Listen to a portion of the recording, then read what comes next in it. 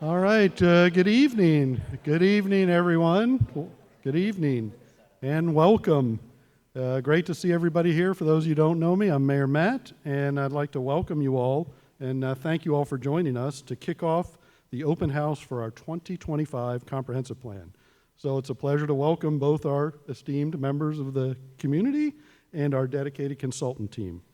So this evening marks the beginning of a journey to help shape the future of our community.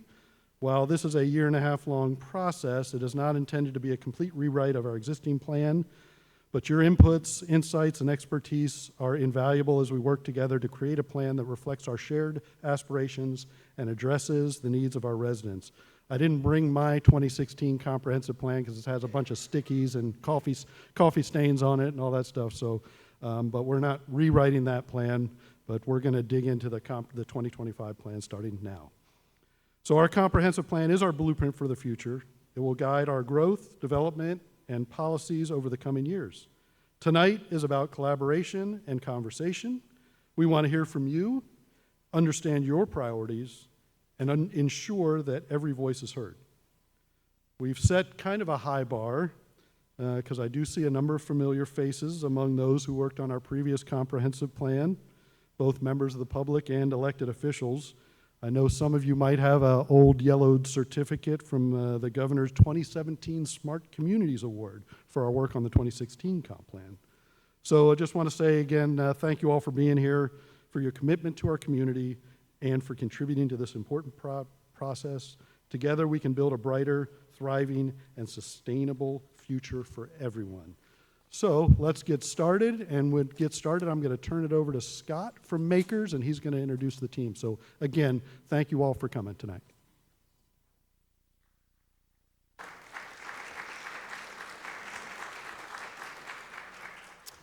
Thank you, Mayor. We've got a few folks also watching online, so we're gonna set that up in just a moment here and get started.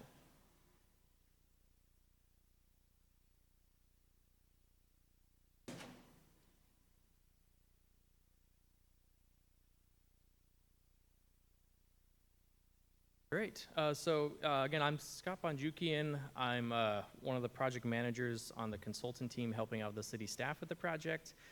They hired us to just add some extra manpower and expertise to what is a fairly large project. Just a quick intro to our team. So Makers, we have 3 staff here, myself, Katie, Marcus. We have John from Parametrics, who's our climate change specialist. And we also are working with Leland Consulting Group, who's not here tonight, but are helping us with a lot of the economic development analysis. And can we just show of city staff around the room too? So we've got quite a few of them to talk to as well tonight. So great. So thanks all for coming out tonight. Glad to be here. Makers has a history of working with Anacortes in the past as well. So I've been with the firm for about 8 years. So I didn't work on the last comp plan, but some of our other staff in the office have. And so we're familiar with town, and we're familiar with a lot of the issues that Anacortes and other similar communities around the region are experiencing. So I'm just going to get a quick overview of what we're doing on this project and tonight. So we'll start with what is the comprehensive plan. In case you don't know, the comprehensive plan is a written document that is required to be updated once per decade by the state of Washington. It looks out over the next 20 years, projects what might happen in that time, and has goals and policies on how to respond to changes and also meet current community priorities. There's a lot of technical data that is fed into the plan along with meeting state law requirements. It also, however, has to be influenced by the people who live here and reflect your vision and interests. For this particular project, the state requires the plan be finished by the end of 2025, although we expect to be mostly wrapped up kind of towards the middle or latter half of that year. Anacortes currently has a vision statement that we're probably not going to really update on this plan, but I thought I'd mention it here, which I think kind of really nicely captures what the vision for the future is in one paragraph.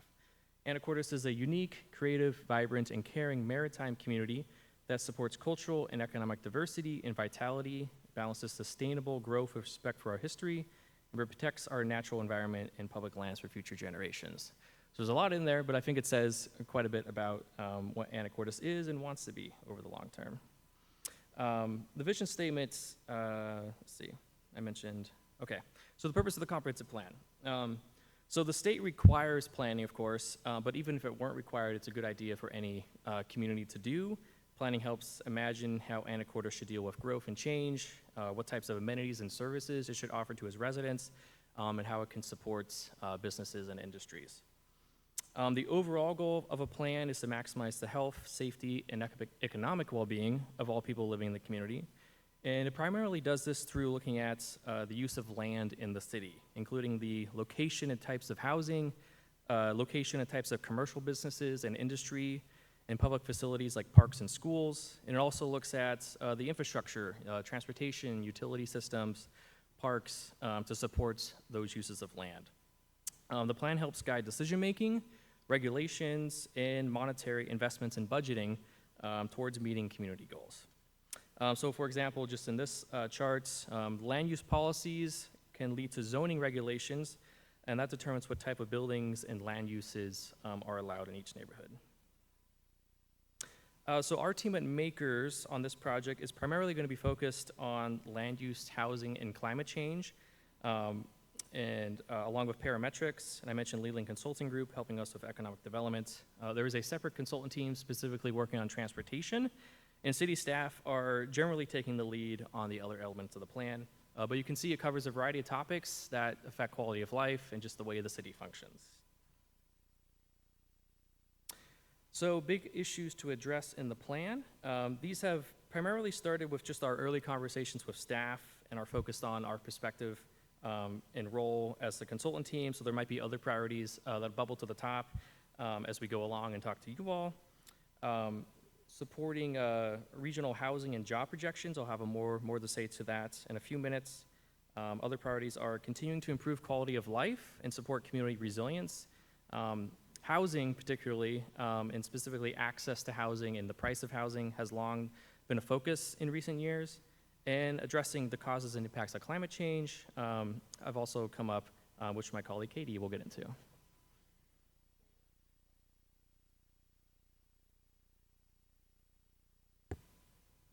Can you hear me there? It's coming through? Okay. Before I do, I'm just going to minimize this because I think it's blocking some slides. And I think that's probably blocking a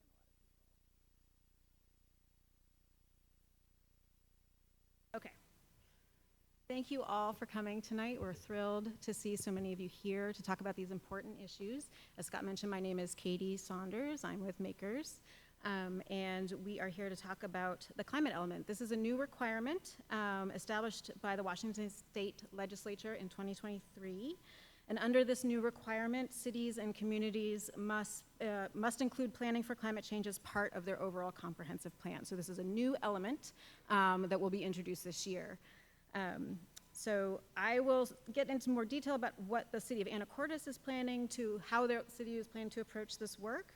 And I should mention again, we're consultants working with city staff, and we have city staff here as Scott mentioned. But at first I'd like to take a moment to just provide really big picture introduction on why this climate element is so important, particularly right now. This is probably gonna be familiar to many of you, but we really feel it's important to start with those basics. And you will also be hearing from, in a moment, John Phillips from Parametrics too. In a few moments, I'll bring him in to talk in some more details.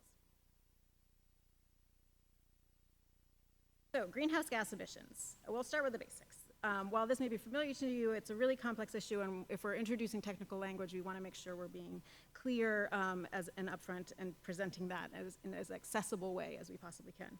Greenhouse gases, we'll be using the acronym GHG throughout this presentation and in this effort, but GHG, or greenhouse gases, are gases that trap heat in the atmosphere and create warming in the planet. And this keeps, okay, are you seeing? Oh, it's still there on that side.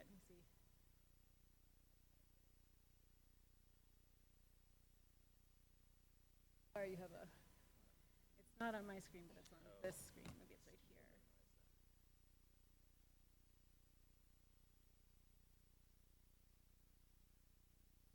here. Perfect. This handy graphic kind of illustrates this point of how the greenhouse gases kind of trap heat in the atmosphere, and that leads to overall warming of the planet. Yeah, thank you. So by burning fossil fuels, humans have increased the concentration of greenhouse gases in the atmosphere, And it's good to keep in mind there are different types of greenhouse gases, but carbon dioxide is a primary source of emissions. So that's why often we focus on the greenhouse gas, carbon and CO2 specifically, although John will be talking a little bit more detail on the different types of greenhouse gases in a later slide.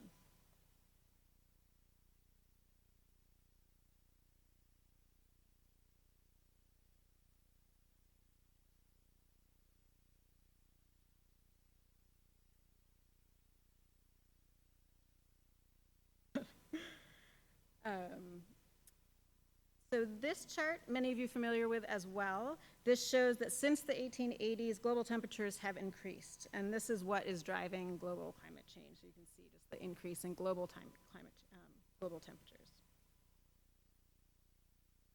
And Washington State has also seen changes locally. So flooding, decreases in snowpack, which is increasing water stress for people, agriculture, and animals, wildlife.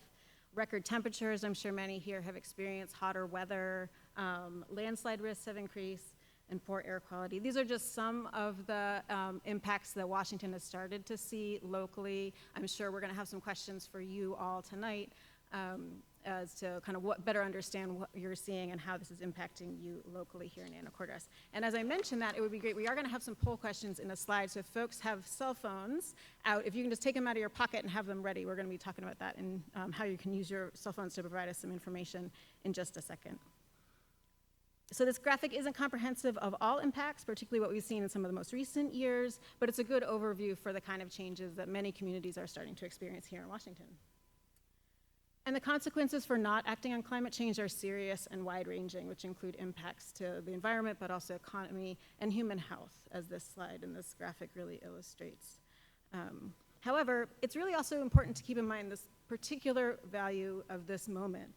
The severity of how much they increase will depend on actions taken today to reduce greenhouse gas emissions. So this effort to look at what the contributions are from the Anacortes community and work to reduce emissions can have a really measurable impact on reducing these types of impacts in the future. So what is the climate element? I had the lovely opportunity to talk to many of you earlier today to introduce this, and I touched on it before, but it is this new state requirement to plan for climate change as part of the comprehensive planning process. For Anacortes, it includes two sections, the greenhouse gas emissions reduction sub-element and the resilience sub-element. And sub-element is a very planning type of word. It just means sort of a section of the overall element of the work here.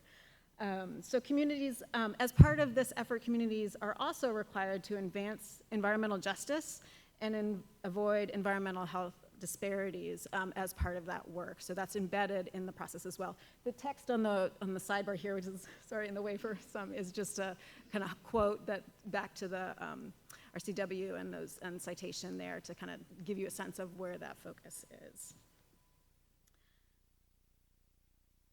The city and the team will be engaging the Anacortes community over the next year to inventory greenhouse gas emissions, assess how climate change is impacting local communities, identify effective reduction strategies to align and meet state targets, and better understand ways to increase resilience here in Anacortes. So this is a kickoff of kind of the first event of the public part of this process, but we anticipate coming back to you again throughout the process, having individual stakeholder meetings and other types of engagement events to better understand what impacts you're feeling here.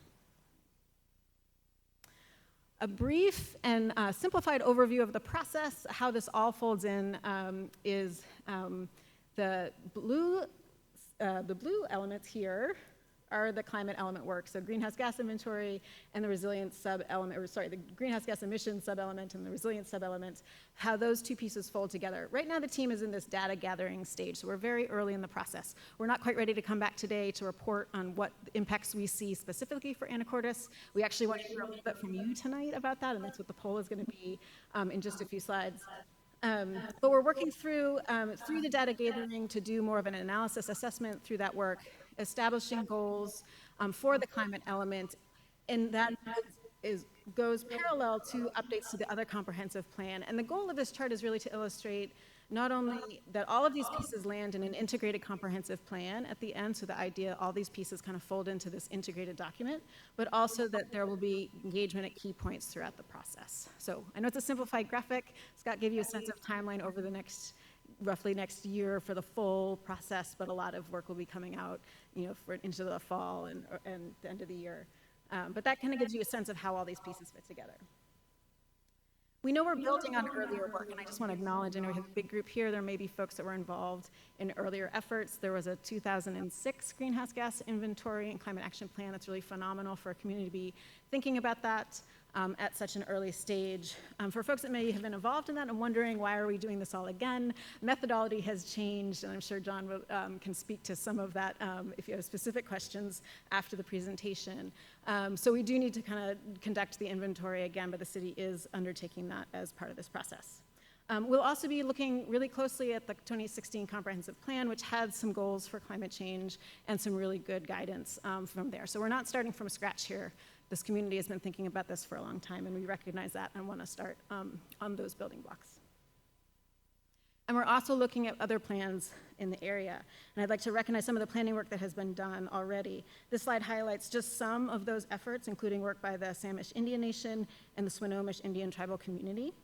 The city and team look forward to working cooperatively with local tribes and understand the risks and impacts that they're seeing, as well as kind of collaborating through the process.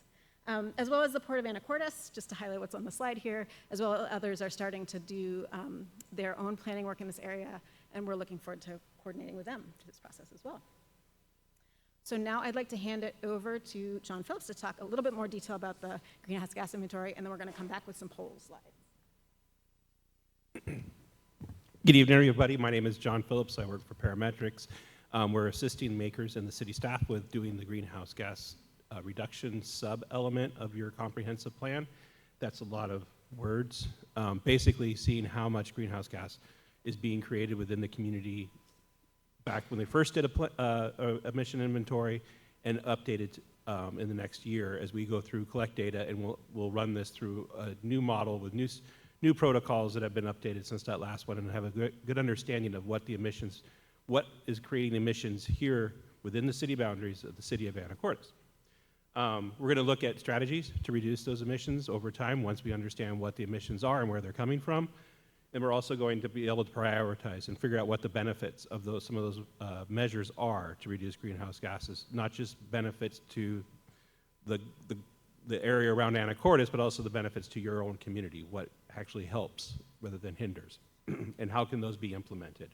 We like to talk a lot about feasibility when we talk about these measures. We want to see what really works, what's feasible, what can be implemented, what can be done, and not just go pie in the sky and say we're going to do X, Y, and Z. So what is a greenhouse gas inventory? Well, it's a giant spreadsheet, just to let the cat out of the bag now, where we plug a lot of data in. And as Katie mentioned, we're collecting data. We're working with the city. We're working with a lot of utility providers in the area. Lots of folks out there that have this data. As a matter of fact, a lot of people have this information right at their fingertips. We get it, we put it into a spreadsheet. What we have to do is make sure we're accounting for where that falls. And what you see in this graphic up above are the three different, what they call scopes. But that's the three places where these emissions come from. And there's two of them that are really important. And I'm going to say scope 1 and scope 3. The scope 1 is everything that happens within your city boundaries. That's fuel you burn, things that happen. If this was an agricultural area, and if we were working with Skagit, that would be one of those emissions within the boundaries of that. But what we look at really is how land is used, which is why it's in the comp plan, how much you drive, and what kind of energy your building uses. Those are the three big ones, and we'll see a slide in a little bit that kind of breaks down how that happens. The other big one is your consumption. What do you eat and what do you buy? Yes, we're going to talk about what you eat. We're going to talk about what you buy. There's a little section here about waste as well, both on the scope 3 and internal, right? What are those things that are disposed of within the community? The scope 2 is your purchased electricity. Scope 2 is always based on electricity. It's the hardest thing for you all to go do something about, right? We get our electricity here in the Northwest from the Bonneville Power Association.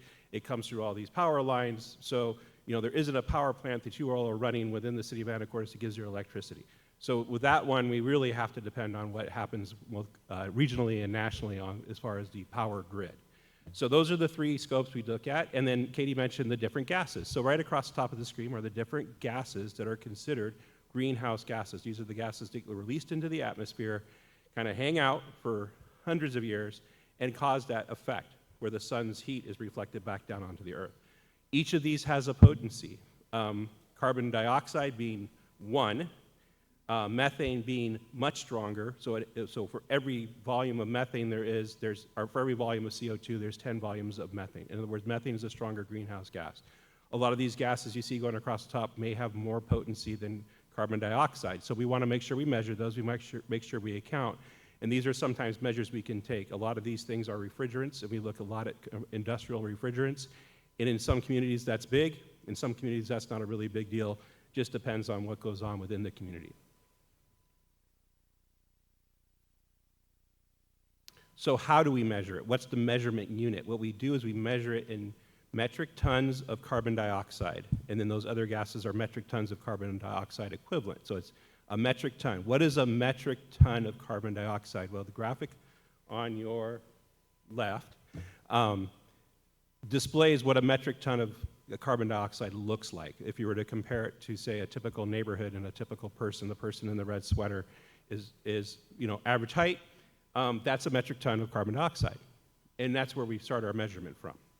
So everything we'll put into this spreadsheet gives us an output of metric tons. And that way we can compare one-to-one how different things may impact your emissions factors. And just to give you a sense of where we all stand, right now we have the US average, which is quite high. It's about 19 metric tons per person per year. The state of Washington is down around 11. That's because we get a lot of our electricity from hydropower. And then the global average actually is 4.3 metric tons. So it gives you a sense, right?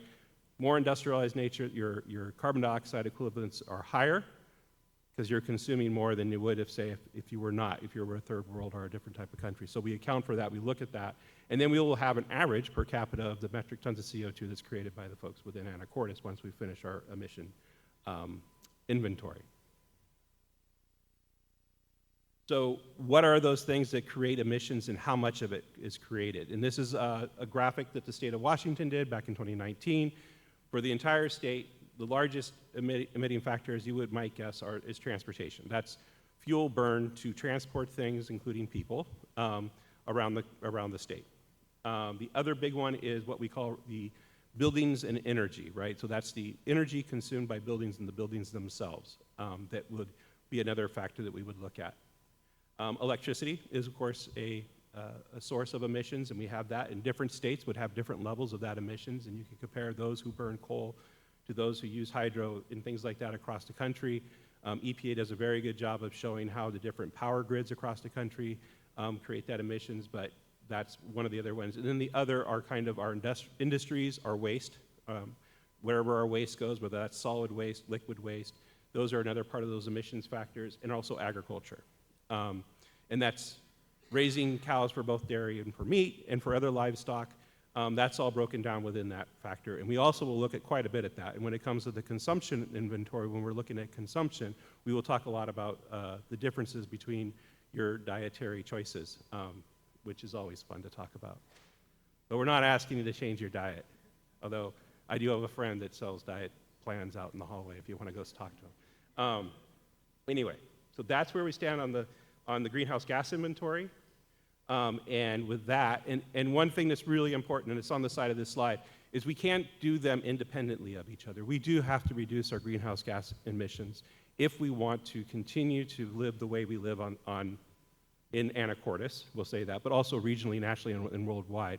We don't do one without the other. A lot of my work is in resiliency and adaptation, but for everything I do, I want to make sure there's folks that are trying to reduce those greenhouse gases because we can't keep adapting our areas to all these changes that will happen over time as these greenhouse gas emissions go up. So with that, I'm going to turn it back over to Katie, and she's going to talk about the resiliency sub-element. So this is just one slide, and then we're going to hear from you. So the resilience sub-element is the other sort of half or portion of the climate element that really focuses on the impacts of climate change on the local community. And resilience is a word that's used more and more often. You're likely familiar. And there can be many different variations. Some of them are very technical definitions. Thank you very much. There can be very different definitions of the word resilience. For the purposes of how we're using it tonight, we're talking about community resilience is the ability of a community to prepare for, respond to, and recover from a change. So pretty broad definition for purposes of tonight's meeting.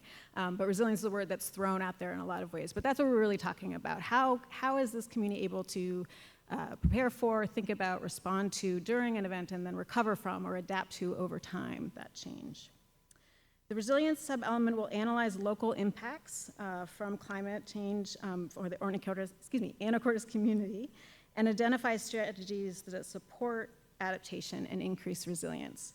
And critically, a key part of this work will be to identify communities that may be more vulnerable to impacts. So that will be a really key part of how we think about not only what are the impacts broadly on the community, but how are those impacts felt by different aspects of the community, and are there communities that are more vulnerable that the city needs to think about, or community needs to think about ways to change some of that approach and identify strategies.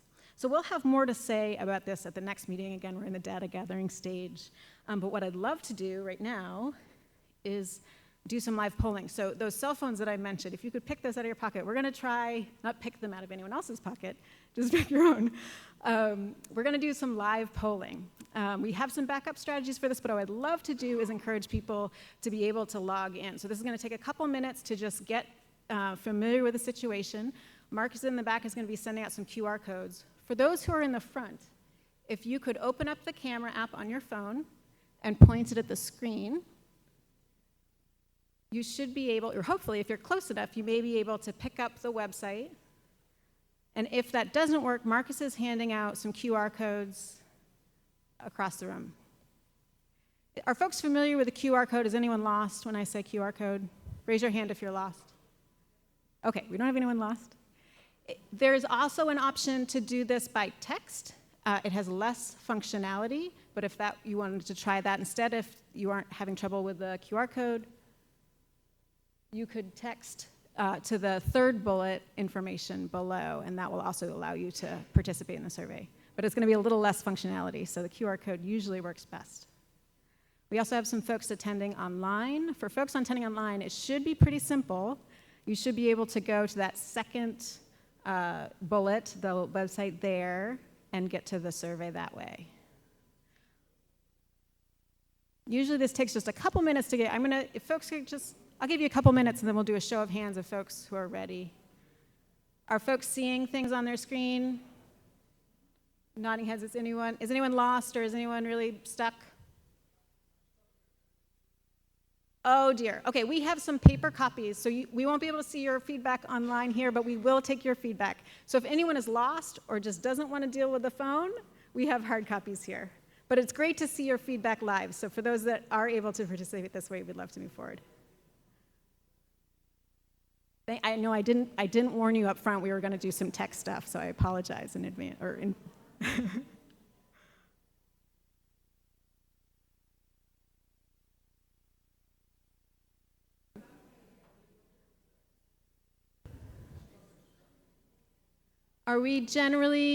folks generally there? I know there's a couple people that are going to get hard copies.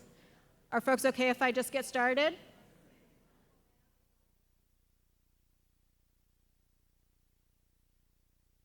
I will. Okay, easy question to start. I'm going to get it started. This is a tester question. It's very small on the screen. I apologize for that, but hopefully it's larger on your screen. What is your favorite professional soccer team? Whoa, someone's a fan. In the greater Puget Sound area.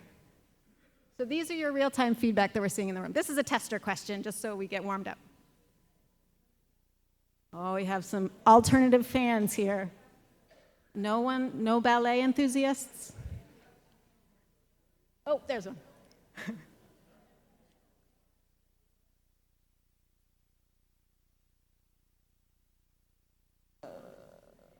It doesn't at the bottom. It usually does, but I'm not seeing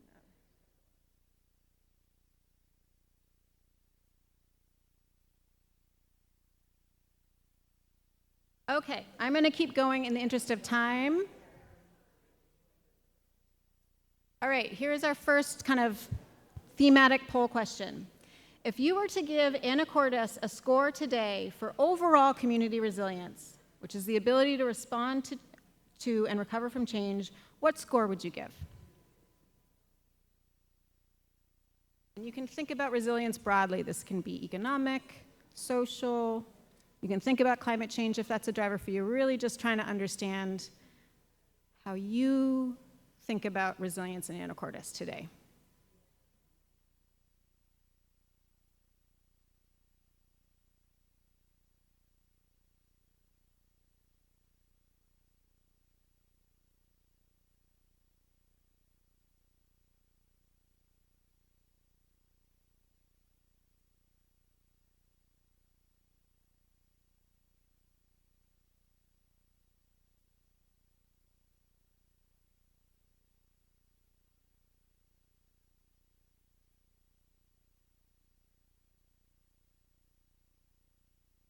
I apologize, my computer just went down.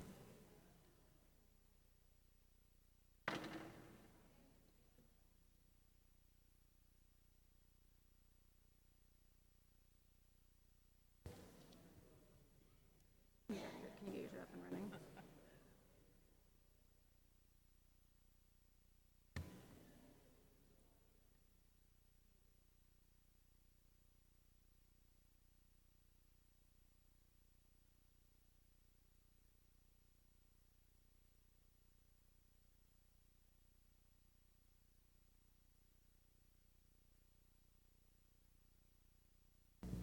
I apologize.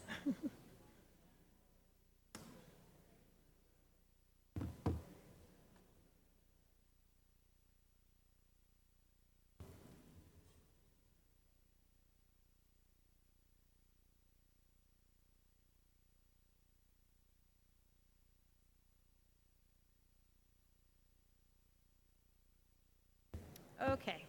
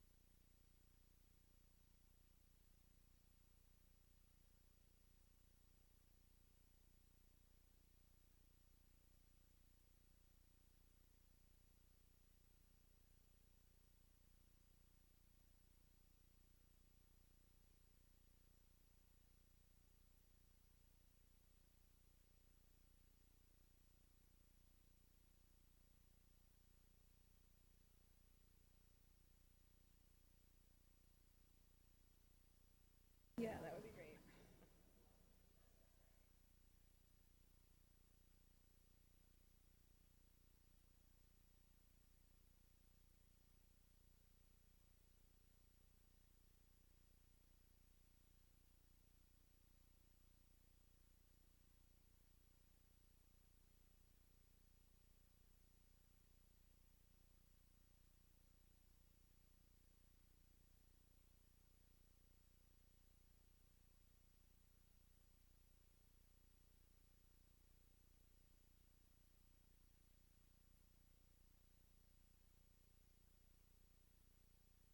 I can't get back into the meeting.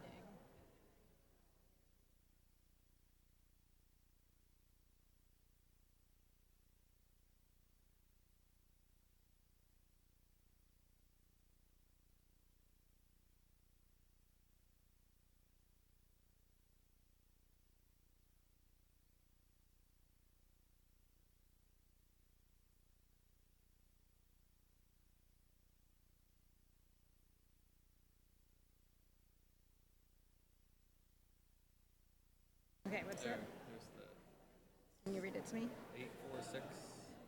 846-853-00609.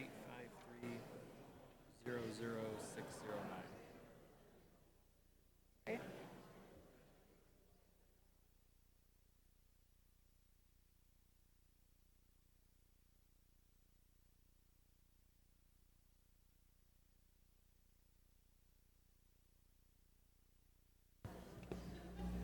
Okay, I apologize for that break. I'm back in the meeting. I may need staff to make me a presenter again.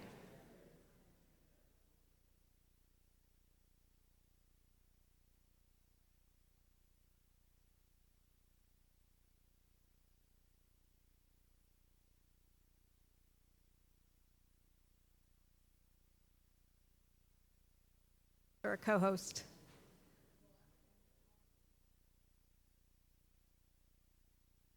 Huh?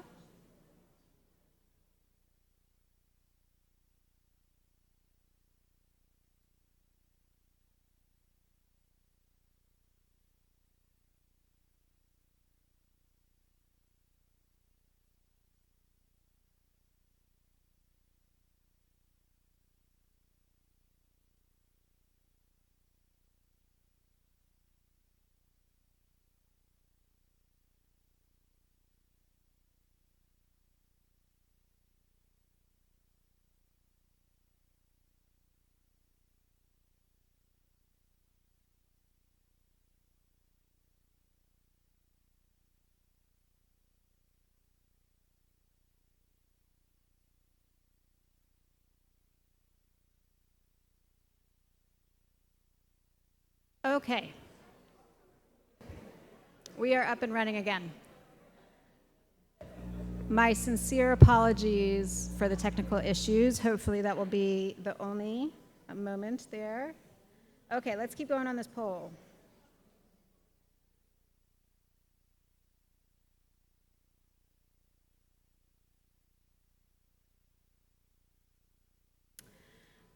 So we had just talked about the how resilient you felt Anacortes was, and it might be hard to remember your previous answer. But if you can think back to what your previous answer was, think about the potential for increased changes in the future. How would your score to the earlier question change? Would it go up? Would it be about the same? Would it go down? Or is it just too hard to answer?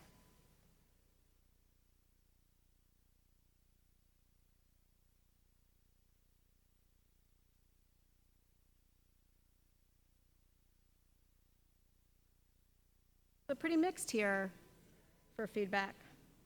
Something would be about the same. Fair amount, not sure. It's a harder question to answer. Okay, let's go on to the next one.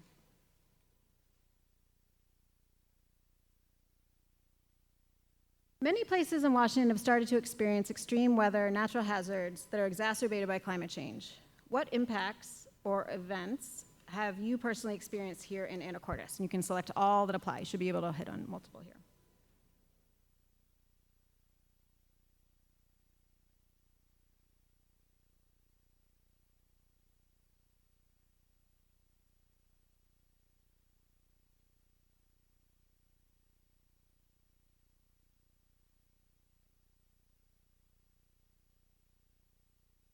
A lot of folks are talking about smoke. It's understandable.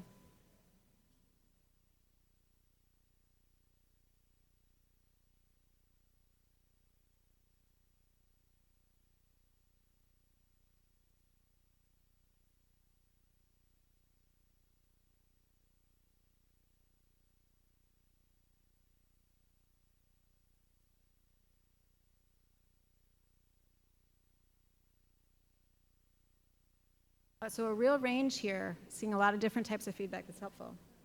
Okay, I'm going to move on to the next one. If you chose other on the previous question, what impacts or events have you experienced? And this is a type-in, so you don't have to elaborate on long but short sentences. And you should be able, you'll see ideas pop up here, and you may be able to vote on others.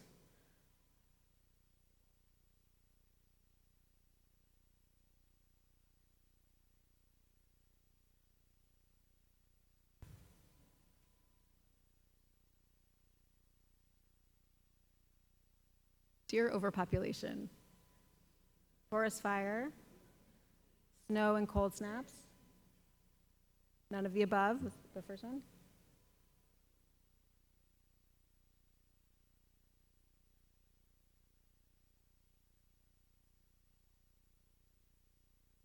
A lot of voting going on, that's what the ranking is. poor development planning for outside investors, drought, very concerned about wildfires in Anacortes Forest Land, I believe was what the acronym is.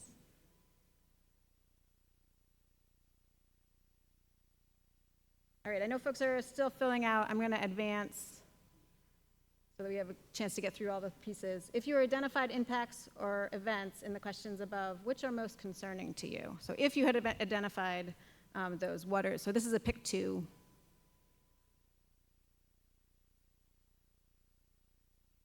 Again, wildfire smoke is a big one, but a real mix here from the feedback we're seeing. Understand we don't have all the paper survey feedback, so it's not complete for everyone here, but seeing a lot of feedback here in the room.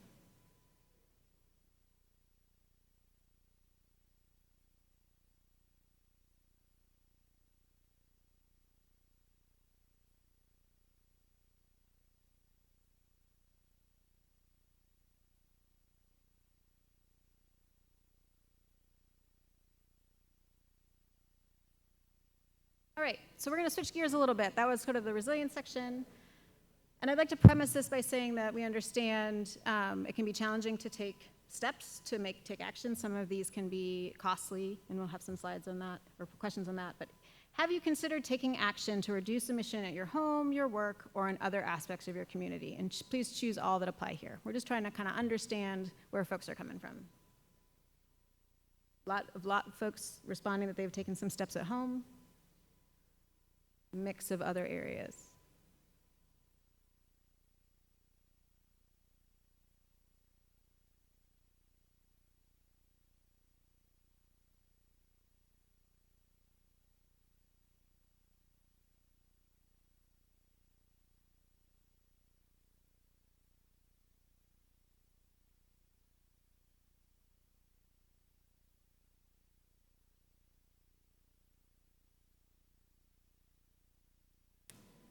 Okay.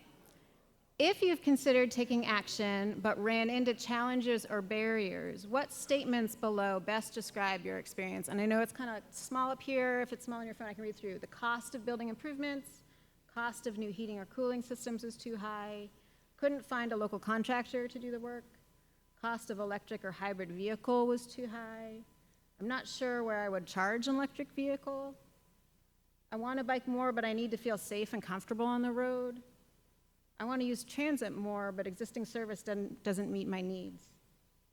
I rent or lease, so my options are limited, or another option. I think I captured all of those.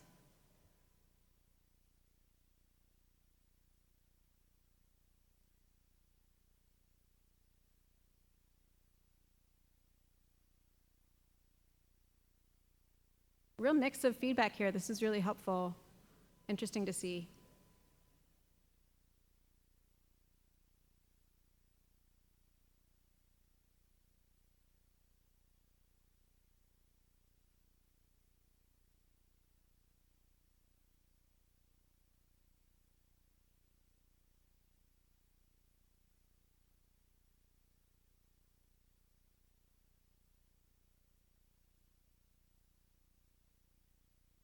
So if you've been able to take action, what actions have you taken to conserve energy or reduce emissions at home?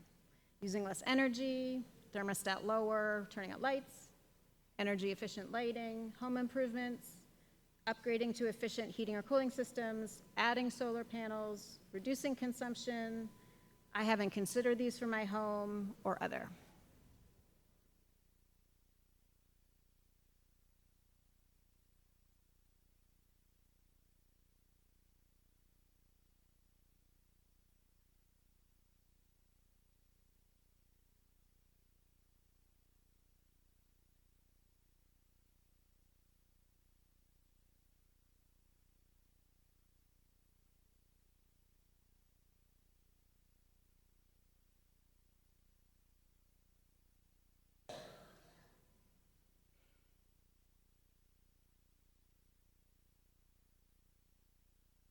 All right, getting to the last questions here. What actions, if you've been able to take action, what actions have you taken to reduce greenhouse gas emissions from transportation? And the options are walk or bike when possible, and you can choose all that apply. Walk or bike when possible, use transit, invest in electric or hybrid vehicle, invest in a more efficient vehicle, other, or I haven't considered these transportation options.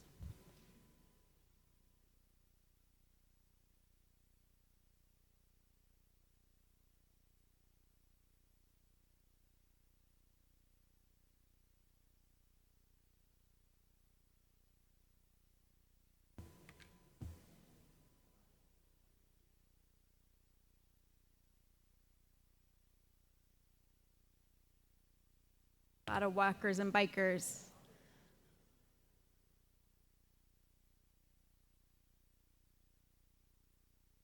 And if you chose other to the previous questions, what actions have you taken to conserve energy and reduce greenhouse gas emissions at home or in how you travel? Just a chance, if you said other and wanted to say what it was, fine. If you don't want to respond here, that's fine too. Take less trips. Not applicable.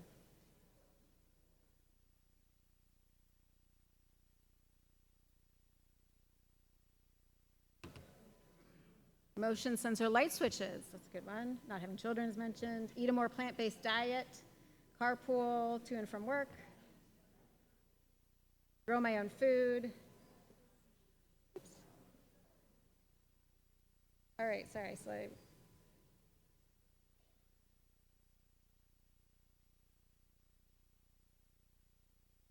Great options here. All right, well that ends the poll slide. Thank you so much. We will be gathering this, or we're gathering this feedback, hearing from you. We'll be coming back for more information. I'm going to hand it back over to Scott, who's going to talk about resilience, and apologies again for the technical issue there.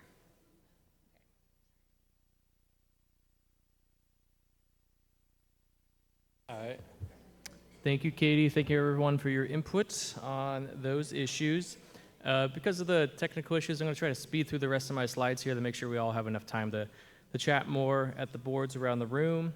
Just want to quickly touch on some of the baseline information that's going to inform our updates to the land use, housing, and economic development elements or chapters of the plan. So at the core of what we're doing, let's see if I can get this.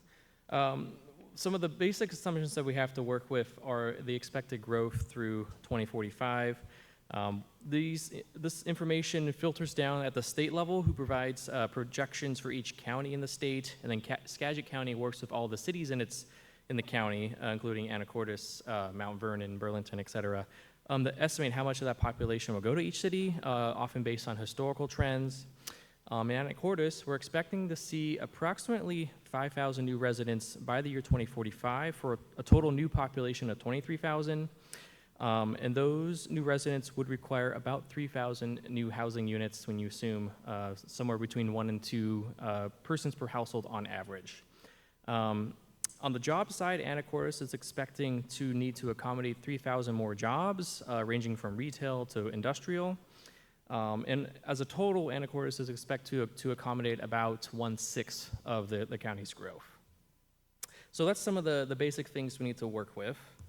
As far as where those new housing units and jobs go, that's partly determined by private market forces, just where people are selling land, where companies want to locate, where people want to live, but it's also shaped by government policy and regulatory tools, like the future land use map and your zoning map.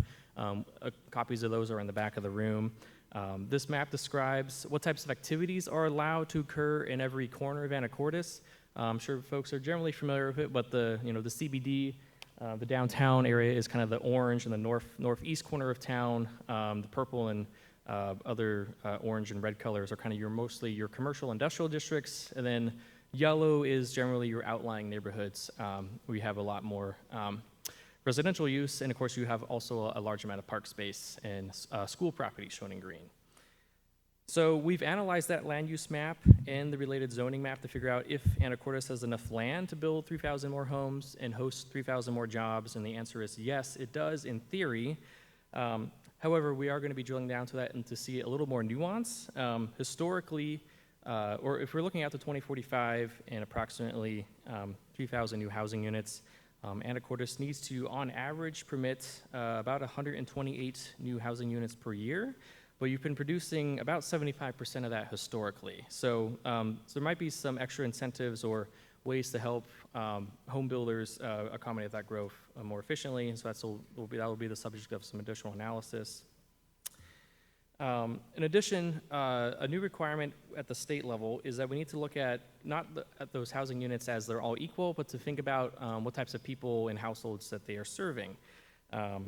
So ranging from low income to moderate income to high income, and this is expressed as a percentage of area median income, or AMI, which reflects kind of the average incomes across the region. In Anacortes, 100% AMI means a household earns about $102,000 per year.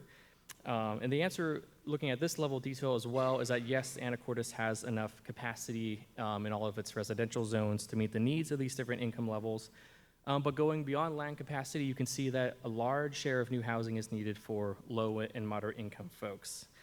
So we will be looking at other barriers because a lot of low-income housing is oftentimes not provided by the private market or needs help, incentives and subsidies and whatnot to help bring those housing units up. So you can see in that previous chart, a lot of low and moderate incomes represents some of the biggest housing needs in town. This is just a quick snapshot of who needs that housing. On the low end, it ranges from folks who are chronically unemployed or minimum wage workers like cashiers, kind of up to clerks and mechanics, and then to more moderate incomes like construction laborers and teachers. And in general, these are the people earning this amount of money are really the people who make Anacortes work on a day-to-day basis, and they provide your services and educate your children, fix your car.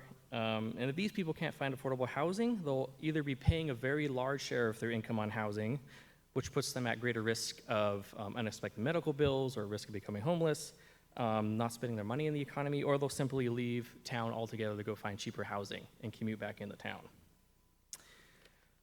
Another technical requirements from the state level is to analyze racially disparate impacts. A racially disparate impact occurs when a policy provided by a government provides different effects on people of different races and ethnicities. We have our draft report available online. I think all of our paper copies are gone tonight, but that is now on the project website if you're interested in seeing more details on that. In addition, Makers and Leland Consulting Group, who are working on this project, also helped Anacortes develop a housing action plan that was adopted early 2023. That has a list of several dozen big and small things that the city can do to improve housing outcomes in the city. A lot of them are beyond the scope of our particular project here of the comprehensive plan, but there are a few items that specifically deal with 20-year planning issues. So next steps in our process are to look at some of those key recommendations dealing with potential ideas like zoning boundary changes and looking at the supply of industrial land that's needed in the city. From there, we will start crafting land use alternatives. So like I mentioned, the land capacity analysis finds that your current zoning scheme works in terms of just the raw numbers of units you need, but there might be room for some tweaks around the edges to help get some of the outcomes you want. And we'll look at different parts of town, different types of housing, different types of commercial uses, and come up with kind of two options just to compare apples to apples. And then we'll be drafting updated goals and policies for those elements on land use, housing, economic development, based on your inputs, based on existing conditions, changing conditions, and technical requirements. We're aiming to present first drafts of those in the late summer or early fall at another workshop. And I don't have it listed on here, but as Katie mentioned, a lot of background work on climate technical issues, looking at greenhouse gas inventories and climate impacts will also be going on. So that, we welcome you to continue leaving sticky notes on the poster boards, talk to us, visit the project website where we have a lot of our documents we've created to date, and of course you can always contact city staff and join the project email list. And I think we're going to do a little Q&A, or do we have time? I know we ran over, and I'm anxious to get folks to ask questions back at the boards. I believe we have a few people attending online. Libby, are there any questions that came in the chat? I'd love to give them a chance to just kind of speak. I'm going to pull down my screen share here. Okay, nothing online. I think we will do like 2 or 3 questions as a large group, and then we're gonna get back to the small group. We have about a half an hour left of the meeting. I wanna allow a lot of people a chance to talk to individually at the boards, but if there are any questions, we're happy to answer them. Before we close out the Zoom meeting, though, I wanna put something in the chat. So maybe, Scott, you want us to come to and we can speak to the questions. Sorry, there was a hand. Yeah?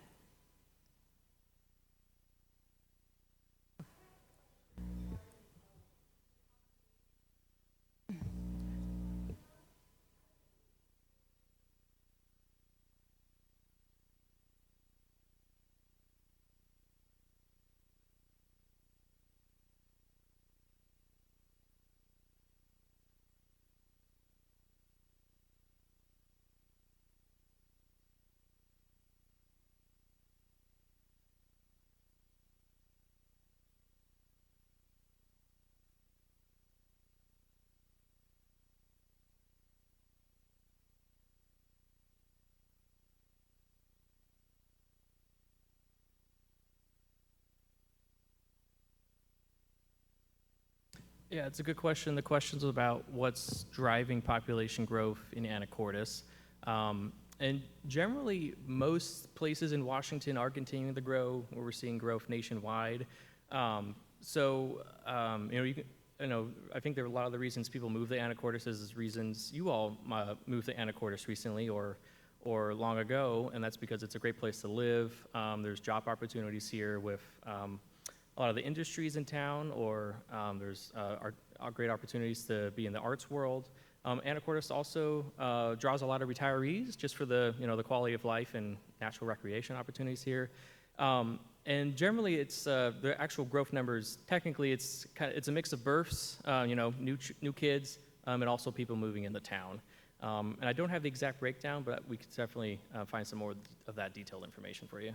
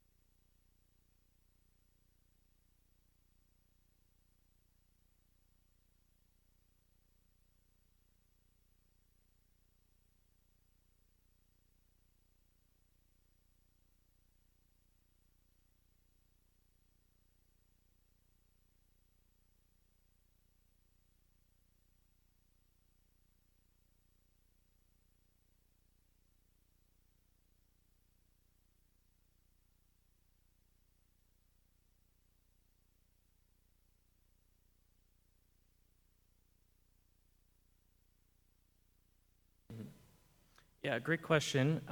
You're at the top, your city decision makers are your elected city council, and they take advice also from the planning commission, who have special interests and expertise in a lot of these issues. I believe we have a board near the entrance of the room that has the project schedule, and that has kind of our estimated dates for other workshops like this. So there will be these events. Your city council and planning commission meetings are also open to the public.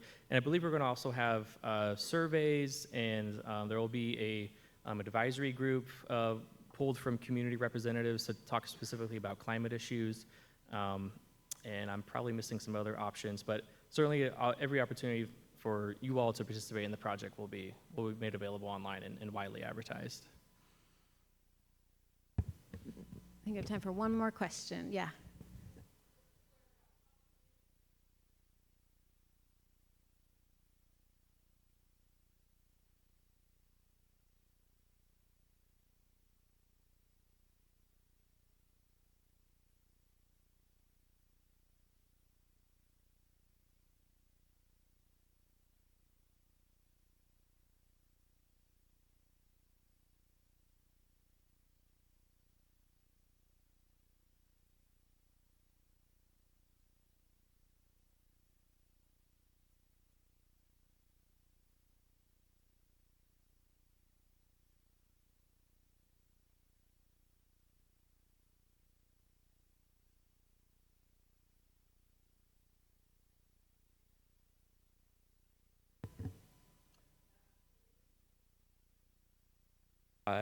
Sounds like we should talk one-on-one, let people release back to the board. So come talk to me. We'll talk about that issue, please. Thank you again. So we still have about 25 minutes left for talking talking at the boards for information. We do want to still hear from you. Thank you so much. Apologies for the technical issues, but we did get great feedback from you. So thank you very much. Yeah.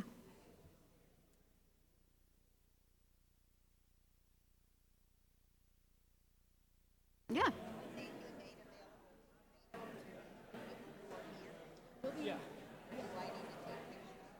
We'll be taking pictures and